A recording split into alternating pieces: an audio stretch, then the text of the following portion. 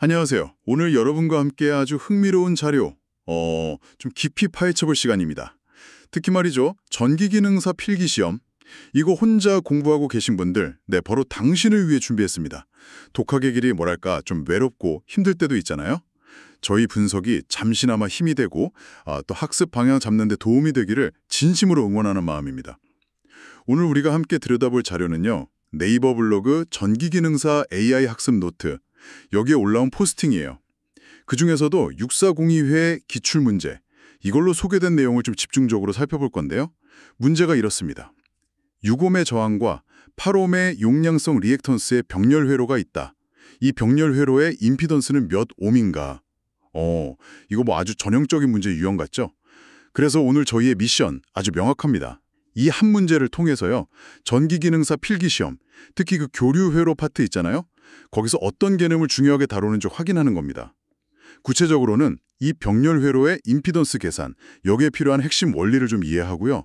또 어떤 종류의 공식이 필요한지, 그리고 문제풀이 과정에서 단위, 그러니까 옴이죠. 이걸 어떻게 활용하고 정답을 고르는지 그 실전적인 감각, 이걸 어떻게 키울 수 있을까? 여기에 대해 집중적으로 이야기 나눠보겠습니다. 네, 학습 목표가 아주 명확하네요. 주어진 정보, 그러니까 저항 R은 6옴이고 용량성 리액턴스 XC는 8옴. 그리고 중요한 게 이 둘이 병렬로 연결되어 있다. 이 조건을 가지고 문제의 본질에 한번 접근해 보죠. 이 문제를 해결하기 위해 필요한 전기 이론들, 특히 병렬 회로 임피던스 계산, 그 개념적 접근 방식하고 또 그 계산 결과가 뭘 의미하는지 이걸 중심으로 좀 심층적으로 분석해 보도록 하겠습니다. 좋습니다. 그럼 본론으로 들어가서 문제를 다시 한번 곱씹어 볼까요? 6옴의 저항 R과 8옴의 용량성 리액턴스 XC가 병렬로 연결된 회로의 전체 임피던스 Z를 구하시오. 여기서 R, XC, Z는 다들 아시다시피 저항, 용량성 리액턴스, 임피던스 이걸 나타내는 기호로 통용되죠. 맞습니다.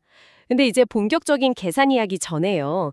이 문제에 나오는 핵심 용어들, 그 의미를 확실히 짚고 넘어가는 게 중요할 것 같아요.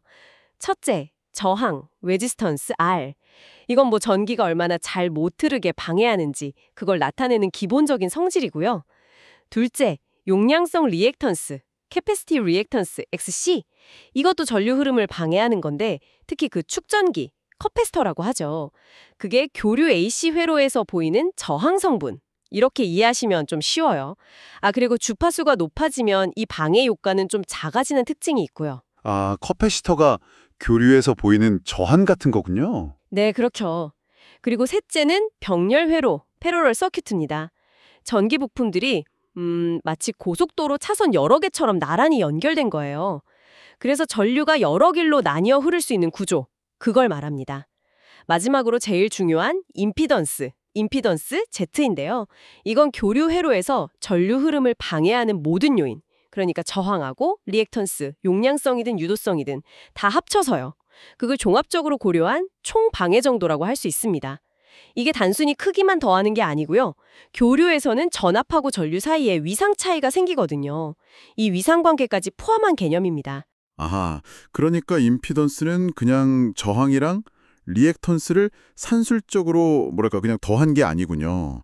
교류 회로의 그 복잡한 특성, 특히 말씀하신 위상차까지 고려한 종합적인 저항값. 그래서 계산이 조금 더 까다로울 수 있겠네요. 그리고 이 모든 값들의 단위가 옴으로 통일된다는 점도 기억해야겠고요. 정확합니다. 저항, 리액턴스, 임피던스 전부 전류 흐름을 방해하는 정도를 나타내니까요. 동일하게 옴 단위를 씁니다. 문제 풀 때 단위를 꼭 확인하는 습관. 이게 실수를 줄이는데 아주 중요합니다. 그럼 이제 블로그 포스팅에서 제시된 선택지랑 정답을 한번 확인해 볼까요? 포스팅에 따르면 선택지는 1, 1.5옴, 2, 2.6옴, 3, 3.8옴, 4, 4.8옴 이렇게 네 가지가 주어졌고요. 정답은 4번 4.8옴이라고 딱 명시되어 있습니다. 근데 여기서 잠깐 좀 이상한데요. 저항이 6옴이고 리액턴스가 8옴인데 이걸 병렬로 연결했더니 전체 임피던스가 4.8옴이 나왔어요. 이거 만약 직렬이라면 그냥 더해서 14옴 이렇게 될 텐데 병렬에서는 왜 이 두 값보다 더 작은 값이 나오는 거죠? 단순 덧셈이 아니라는 건 알겠는데 이게 도대체 어떤 원리로 계산되는 건가요? 그거 아주 좋은 질문입니다. 많은 분들이 처음 병렬회로 계산할 때 좀 헷갈려 하시는 부분이죠. 직렬회로에서는 저항을 여러 개 연결하면 전체 저항이 커지는 게 맞아요. 길이 하나인데 장애불이 계속 추가되는 셈이니까요. 근데 병렬회로는 다릅니다. 마치 길이 여러 갈래로 나뉘는 거랑 같아서 전류가 흐를 수 있는 경로 자체가 늘어나는 효과가 생겨요. 그래서 각 경로의 저항이나 리액턴스 값보다 전체 저항, 즉 임피던스 값은 오히려 더 작아지는 경향이 있습니다. 길이 여러 개가 되니까 오히려 전체적인 방해는 줄어든다. 네, 그런 셈이죠. 그래서 계산 방식 자체도 직렬하고는 완전히 다릅니다. 병렬회로의 임피던스를 구하는 공식은 보통 분수 형태. 구체적으로는 분모분의 분자꼴로 표현이 되죠. 제일 흔한 형태는 두 소자가 병렬일 때 두 소자 임피던스 합분의 두 소자 임피던스 곱, 이런 형태로 계산하는 방식입니다. 식으로 쓰면 Z는 ZR 곱하기 ZXC, 이걸 ZR 더하기 ZXC, 이걸로 나눈 거죠. 그런 구조를 가져요. 근데 여기서 더 중요한 점이 뭐냐면요. 교류회로에서는 저항 R하고 용량성 리액턴스 XC가 위상이 90도 차이가 난다는 거예요. 그냥 숫자 6하고 8을 공식에 바로 넣는 게 아니고요. 이 위상 차이를 고려해야 합니다. 수학적으로는 이걸 보통 벡터나 복소수를 이용해서 표현하고 계산하게 되거든요. 복소수요? J 붙는 거 그거 말씀이시죠? 네, 맞아요. 예를 들어 저항은 그냥 6 그대로 쓰지만 용량성 리액턴스는 마이너스 J8 이런 식으로 허수 단위 J를 붙여서 표현하죠. 유도성은 플러스 J고요. 이렇게 복소수 형태로 표현된 값들을 가지고 아까 말씀드린 합분의 곱 공식에 넣어서 계산해야 정확한 임피던스 값, 그러니까 크기만 따졌을 때 4.8옴 이걸 얻을 수 있는 겁니다. 와, 복소수 계산까지 들어가는군요. 이게 단순히 공식만 외워서는 안 되고 왜 그런 계산이 필요한지 그 개념을 이해하는 데 진짜 중요하겠네요. 그럼 시험 준비하는 입장에서는 이 문제를 어떻게 접근해야 할까요? 계산 과정을 다 보여줄 순 없으니까 실전적인 풀이 전략 같은 게 필요할 것 같은데요. 맞습니다. 시험장에서는 복소수 계산기를 쓰거나 아니면 손으로 직접 계산해야 할 수도 있는데 핵심은 정해진 시간 안에 정확한 답을 찾는 거잖아요. 그래서 이런 유형 문제에 대한 실전적인 접근 전략은 이렇게 정리해 볼 수 있을 것 같아요. 첫째, 정보 파악. 문제에서 주어진 값 R은 6옴, XC는 8옴 하고 회로 구성, 병렬이라는 거 이걸 정확히 확인해야 하고요. 둘째, 개념 적용. 병렬 연결이니까 전체 임피던스는 각 소자값 6옴이나 8옴보다는 작아질 거다 이렇게 예상할 수 있어야 합니다. 그리고 직렬처럼 단순 덧셈 14옴은 절대 아니라는 거 인지해야 하고요. 셋째, 공식 선택. 개념적으로요. 병렬 임피던스 계산에는 합분의 곱 형태의 공식이나 아니면 각 임피던스의 역수, 그걸 어드미턴스라고 하죠. 그걸 더한 다음에 다시 역수를 취하는 방식, 이게 필요하다는 걸 떠올려야 합니다. 그리고 저항하고 리액턴스는 위상차가 있으니까 복소수 계산이 필요하다는 점도 기억해야 하고요. 네네. 넷째, 계산 실행. 해당 공식을 사용해서 필요하면 복소수 계산 규칙에 따라서 계산을 수행하는 거죠. 이때 부호나 계산 실수가 없도록 진짜 주의해야 합니다. 예를 들어 R은 6, XC는 마이너스 J8이면 Z는 6 곱하기 마이너스 J8 나누기 6 더 J8 이걸 계산하는 거죠. 마이너스 J48 나누기 6 마이너스 J8 이런 식으로 복소수 나눗셈을 해야 해요. 다섯째, 결과 확인. 계산 결과로 나온 복소수 임피던스의 크기를 구해야 합니다. 이 크기가 바로 문제에서 묻는 임피던스 값이 되는 거예요. 이 문제에서는 그 크기가 4.8이 되는 거고요. 마지막 여섯째, 단위 및 선택지 확인.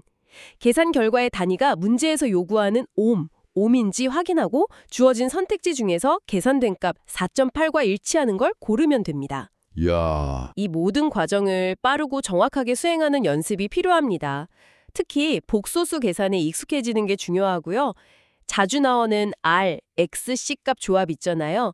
예를 들면 3-4-5, 나 6-8-10 같은 관계. 이런 거에 대한 임피던스 값은 아예 외워두는 것도 시간을 절약하는 팁이 될 수 있습니다. 와, 정말 실용적인 단계별 접근법이네요. 진짜 그냥 공식만 달달 외우는 게 아니라 왜 그 공식을 써야 하는지, 계산 과정에서 뭘 주의해야 하는지, 그리고 마지막에 답을 어떻게 확인하는지까지 이 전체 흐름을 이해하는 게 중요하겠습니다. 근데 문득 궁금한 점이 생겼어요. 이렇게 복소수까지 써가면서 계산해야 하는 문제가 실제 전기 설비 현장이나 실무에서 그렇게 중요하게 쓰이나요? 약간 시험을 위한 시험 문제 같은 느낌도 살짝 드는데 어떻게 생각하세요? 아, 그거 아주 날카로운 질문인데요. 근데 결론부터 말씀드리면 네, 매우 중요합니다. 우리가 쓰는 대부분의 전력 시스템은 교류, AC 기반이잖아요. 교류 시스템에서는 저항뿐만 아니라 코일, 즉 유도성 리액턴스 XL나 축전기, 용량성 리액턴스 XC 성분이 회로에 항상 포함되어 있어요. 피할 수가 없죠. 모터, 변압기, 케이블, 각종 전자부품들, 이게 다 이런 성분들을 가지고 있거든요. 아, 그렇군요. 따라서 실제 전기 시스템의 동작을 정확하게 이해하고 예측하려면 임피던스 개념이 필수적입니다. 예를 들면 전력을 효율적으로 보내기 위한 임피던스 매칭이라든지 특정 주파수 신호만 통과시키거나 차단하는 필터 회로 설계, 아니면 전기 설비에 문제 생겼을 때 고장 전류 크기를 계산하는 고장 분석, 이런 다양한 실무 영역에서 임피던스 계산 능력이 다 필요합니다. 심지어 가정의 전기 배선조차도 길이에 따른 저항이랑 정전 용량 때문에 임피던스를 갖게 되죠. 아, 생각보다 훨씬 더 실용적인 개념이었네요. 네. 단순히 공식을 외워서 시험 점수 따는 걸 넘어서요. 이 임피던스 값이 왜 중요하고 실제 시스템에서 어떤 영향을 미치는지 이해하는 거. 이게 진짜 실력 형상으로 이어지는 거죠. 이 문제는 바로 그런 기초적이면서도 핵심적인 실무 능력을 평가하는 일종의 관문이라고 볼 수 있습니다. 그렇군요. 시험 문제 하나에 실제 전기 시스템 동작 원리랑 직결되는 그런 깊은 의미가 담겨 있었네요. 실무에서의 중요성을 알고 나니까 이 문제가 더 의미 있게 다가오는데요. 아, 그리고 실무에서 중요하게 다뤄지는 문제라서 그런 걸까요? 이 전기 기능사 AI 학습 노트 블로그 포스팅을 보니까 한 가지 흥미로운 점이 있었어요. 포스팅 하단에 보니까 comcbt.com이나 rlcnf.net 같은 다른 여러 기출문제 사이트들을 출처로 인용하고 있더라고요. 여러 곳에서 공통적으로 다룬다는 건 이게 진짜 시험에 자주 나오는 단골 문제 또는 핵심 개념이라는 강력한 증거겠죠. 정확히 보셨습니다. 특정 문제가 여러 독립적인 기출문제 자료나 사이트에서 반복적으로 등장한다? 이건 몇 가지 중요한 점을 시사합니다. 첫째는 말씀하신 대로 해당 문제 유형이나 개념이 전기기능사 시험 출제 기준에서 아주 중요하게 여겨진다는 의미예요. 시험의 핵심 평가 요소일 가능성이 높은 거죠. 둘째는 그만큼 수험생들이 반드시 숙지하고 넘어가야 할 필수 개념이라는 방증이기도 하고요. 아하. 따라서 시험을 준비하는 입장에서는 이렇게 여러 출처에서 교차 검증되는 문제 유형들, 이런 걸 우선적으로 공략하는 게 아주 효율적인 학습 전략이 될 수 있습니다. 비슷한 문제가 숫자만 살짝 바뀌거나 용량성 리액턴스 대신에 유도성 리액턴스 XL로 바뀌거나 이렇게 약간 변형돼서 다시 출제될 확률이 매우 높거든요. 이런 대표 유형 문제들을 확실히 마스터하는 거, 이게 합격의 지름길이 될 수 있습니다. 이야, 여러 곳에서 중요하다고 콕 집어주는 문제는 반드시 잡고 가야겠네요. 효율적인 공부를 위해서라도 꼭 기억해야 할 포인트 같습니다. 자, 그럼 오늘 우리가 깊이 파헤쳐본 내용 깔끔하게 한번 정리해볼까요? 오늘 우리는 네이버 블로그 전기기능사 AI 학습 노트의 6402회 기출문제를 통해서요. 6옴의 저항, R, 그리고 8옴의 용량성 리액턴스, XC가 병렬로 연결된 회로, 그 전체 임피던스 Z를 구하는 과정을 심층 분석해봤습니다. 핵심은 병렬 회로의 임피던스는 단순히 R과 XC를 더하는 게 아니라 그 위상차를 고려한 특별한 계산 공식, 주로 합분의 곱 형태의 복소수 계산이었죠. 이걸 적용해야 한다는 점이었습니다. 이 계산을 통해서 정답인 4.8이라는 크기값을 얻고 단위가 옴임을 확인한 다음에 선택지에서 정확히 고르는 것, 그 실전적인 문제 해결 능력이 중요하다는 걸 확인했습니다. 네, 요약하자면 전기기능사 시험, 특히 회로 이론 파트에서는요. 첫째, 회로의 연결 방식, 직렬이냐, 병렬이냐, 이걸 정확히 파악하는 게 중요하고요. 둘째, 회로를 구성하는 소자들, R, L, C, 얘네들의 전기적 특성, 그러니까 저항, 유도성 리액턴스, XL, 용량성 리액턴스, XC. 이걸 이해해야 합니다. 셋째, 연결 방식하고 소자 특성에 맞는 올바른 공식, 임피던스, 전류, 전압 계산 같은 거요. 이걸 암기하고 정확하게 적용하는 능력이 필수적입니다. 네. 마지막으로 정말 중요한 건데 계산 과정에서의 실수를 최소화하는 훈련이 필요해요. 공식을 알아도 계산에서 틀리면 아무 의미가 없으니까요. 특히 복소수 계산 연습 충분히 하시고 단위, V, 볼트, A, 암페아, 옴 같은 거요. 이걸 항상 염두에 두는 습관을 들여야 합니다. 계산기 사용할 때도 입력 오류 없는지 검토하는 그런 신중함이 요구돼요. 이런 실전적인 훈련이 결국 합격과 불합격을 가르는 결정적인 차이가 될 수 있습니다. 정말 꼼꼼한 마무리 조언 감사합니다. 전기기능사 시험, 특히 혼자 공부하시는 분들은 참 막막함과 어려움을 느낄 때가 많으실 텐데요.